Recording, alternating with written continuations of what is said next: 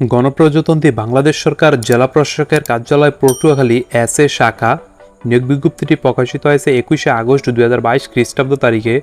ভূমি মন্ত্রণালয়ের মাঠ প্রশাসন 1 অধিশাখার 12/4/2022 খ্রিস্টাব্দ তারিখে 3100 নম্বরের স্মারকের ছাড়পত্রের পরিপ্রেক্ষিতে পটুয়াখালী জেলার রাজস্ব প্রশাসন ও উপজেলা ভূমি অফিসার সমূহের নিম্নবর্ণিত শূন্য পদে অস্থায়ী ভিত্তিতে জনবল নিয়োগের লক্ষ্যে পটুয়াখালী জেলার স্থায়ী বাসিন্দাদের নিকট হতে নিম্নোক্ত শর্ত সাপেক্ষে নির্ধারিত ফর্মে আবেদন আহ্বান করা যাচ্ছে।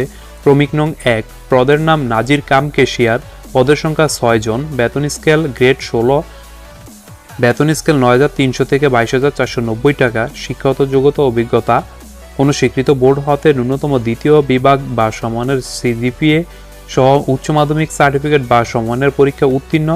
কম্পিউটার ব্যবহারে দক্ষতা, কম্পিউটার টাইপিংয়ে প্রতি মিনিটে ন্যূনতম বাংলায় 20 ও ইংরেজিতে 20 শব্দের গতিসম্পন্ন হতে হবে।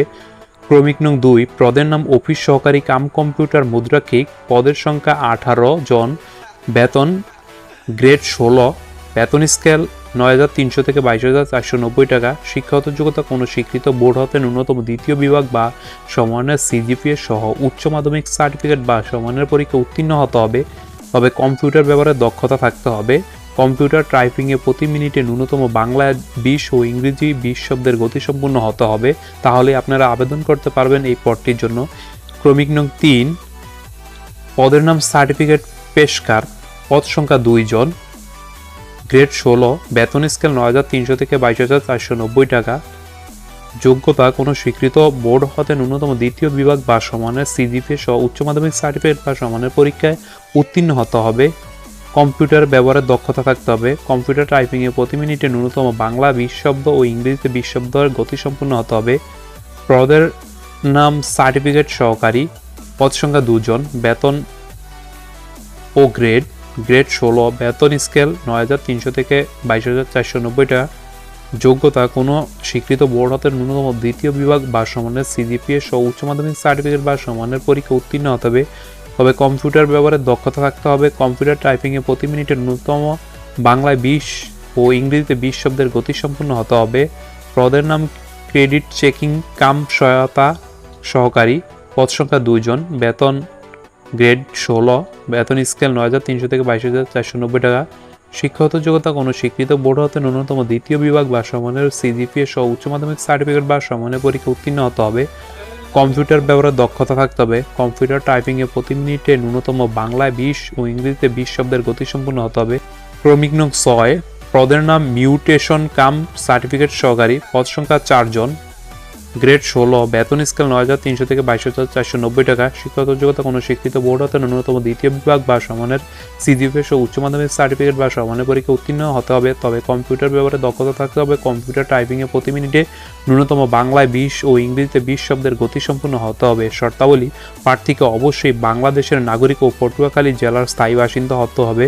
বিবাহিত মহিলাদের ক্ষেত্রে স্বামীর স্থায়ী ঠিকানা উল্লেখ করতে হবে। জেলা প্রশাসক পটুয়াখালী বরাবর আবেদন করতে হবে। আগ্রহী প্রার্থীগণকে জনপ্রশাসন মন্ত্রণালয়ে 29/12/2014 খ্রিস্টাব্দ তারিখে 05.1000 নম্বরের স্মারকের জারিকৃত পরিপত্র অনুযায়ী নির্ধারিত চাকরির আবেদন ফর্মে স্পষ্টাক্ষরে স্বহস্তে পূরণপূর্বক আবেদন করতে হবে। আবেদন ফর্ম জনপ্রশাসন মন্ত্রণালয়ের www.mopa.gov.bd ওয়েবসাইটে অথবা জেলা প্রশাসকের কার্যালয় www.পটুয়াখালী.gov.bd থেকে সংগ্রহ করা যাবে। আবেদনপত্রের সাথে প্রার্থীর সদ্য তোলা 4 কপি রঙিন ছবি সংযুক্ত করতে হবে এবং ছবির অপর পাশে পিছনে প্রার্থীকে অবশ্যই স্পষ্ট করে নাম লিখতে হবে। আবেদনপত্র আগামী 29/9/2022 তারিখের মধ্যে অফিস চলাকালীন জেলা প্রশাসক পটুয়াখালী বরাবর সরকারি ডাকযোগে পৌঁছতে হবে। অসম্পূর্ণ, ত্রুটিপূর্ণ, স্বাক্ষরবিহীন এবং বিলম্বে প্রাপ্ত আবেদনপত্র বাতিল বলে গণ্য হবে। পরীক্ষার ফি বাবদ 100 টাকা ট্রেজারি চালানের সরকারি কোষাগারে ব্যাংক কোড নং 1463200012031 জমা প্রদান করতে হবে। চালানের মূল কপি আবেদনপত্রের সাথে দাখিল করতে হবে।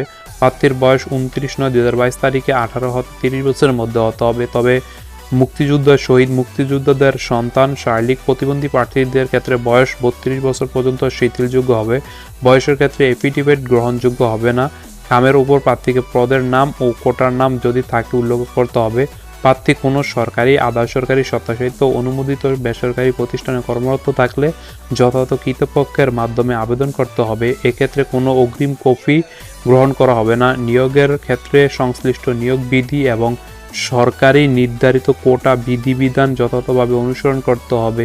কর্তৃপক্ষ নির্দেশিত স্থানে লিখিত ও ব্যবহারিক মৌখিক পরীক্ষায় অংশগ্রহণ করতে হবে এবং এক্ষেত্রে কোনো প্রকার টিএডিএ প্রদান করা হবে না। কোনো তথ্য গোপন করলে কিংবা তথ্যের সপক্ষে যথাযথ কর্তৃপক্ষের প্রত্যয়নপত্র দাখিলের ব্যর্থ হলে তা প্রার্থীর অযোগ্যতা ও নিয়োগ বাতিল বলে বিবেচিত হবে। কর্তৃপক্ষ প্রয়োজন বোধে যে কোনো সত্যের সংযোজন, পরিবর্তন এবং পদ সংখ্যা হ্রাস বৃদ্ধি করতে পারবেন। চূড়ান্তভাবে নির্বাচিত প্রার্থীর পুলিশ ভেরিফিকেশন এবং স্বাস্থ্য পরীক্ষা কোনো প্রকার বিরূপ তথ্য পাওয়া গেলে কোনো কারণ দর্শানোর ব্যতিরেকে তার নির্বাচিত প্রার্থিতা বাতিল বলে বিবেচিত হবে। কর্তৃপক্ষ কোনো কারণ দর্শানোর ব্যতিরেকে এ নিয়োগ কার্যক্রম স্থগিত, সময় পরিবর্তন, বাতিলের ক্ষমতা সংরক্ষণ করেন। প্রার্থীর নাম, ঠিকানা উল্লেখপূর্বক 10 টাকা মূল্যমানের অব্যয়ত ডাক টিকিট যুক্ত 9.5 × 4.5 ইঞ্চি বিশিষ্ট একটি ফেরতখামে আবেদন সাথে সংযুক্ত করতে হবে। লিখিত ব্যবহারিক পরীক্ষা উত্তীর্ণ প্রার্থীগণকে মৌখিক পরীক্ষার পূর্বে আবেদন ফর্মে উল্লিখিত সকল তথ্যের অনুকূলে মূল সনদসমূহ সদ্য সচিব ও বিভাগীয় নির্বাচনী বোর্ড বরিশাল বরাবর দাখিল করতে হবে। আবেদন ফর্মের সকল কলাম যথাযথভাবে পূরণ করতে হবে। প্রযোজ্য ক্ষেত্রে আবেদন ফর্মে প্রার্থীর মোবাইল নম্বর উল্লেখ করতে হবে। মোহাম্মদ কামাল হোসেন, জেলা প্রশাসক, পটুয়াখালী।